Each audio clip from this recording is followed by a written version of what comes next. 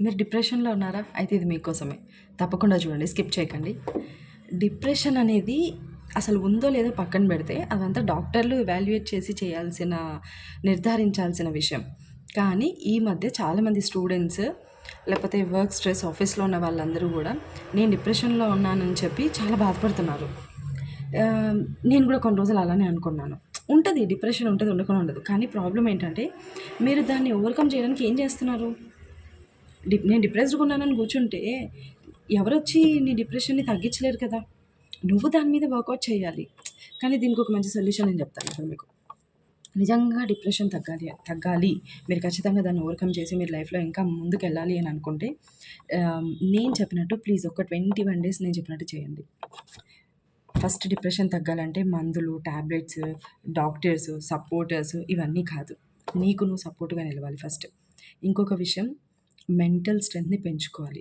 నువ్వు ఎప్పుడైతే physical activity చేస్తావో బాగా లైక్ ఎక్సర్సైజ్ కావచ్చు, వాకింగ్ కావచ్చు, స్కిప్పింగ్ కావచ్చు, స్విమ్మింగ్ కావచ్చు, వాటెవర్ అది.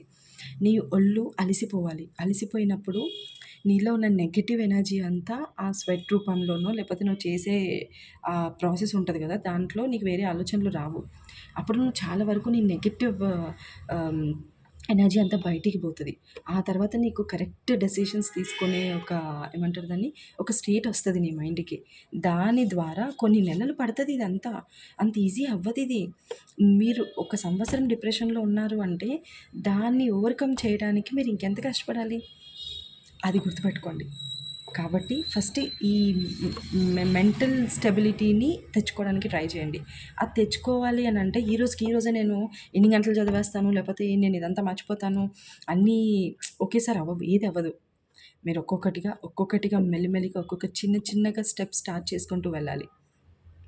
అప్పుడే డిప్రెషన్స్ తగ్గుతది. అసలు డిప్రెషన్ కాదు, ఫస్ట్ ఆలోచనలు తగ్గించాలి. అప్పుడే ఏదైనా సరే మనం చేయగలం. దీన్ని మీరు నేను చెప్పాను. నా కోసం చేయండి ప్లీజ్. మీరు నిజంగా చాలా డిఫరెన్స్ అనేది మీరు చూస్తారు. నన్ను నమ్మండి. మీకు ఇంకేమైనా దీంట్లో డౌట్స్ ఉంటే కింద కామెంట్స్ చేయండి. నేను ఖచ్చితంగా మీకు డౌట్స్ క్లారిఫై చేస్తాను.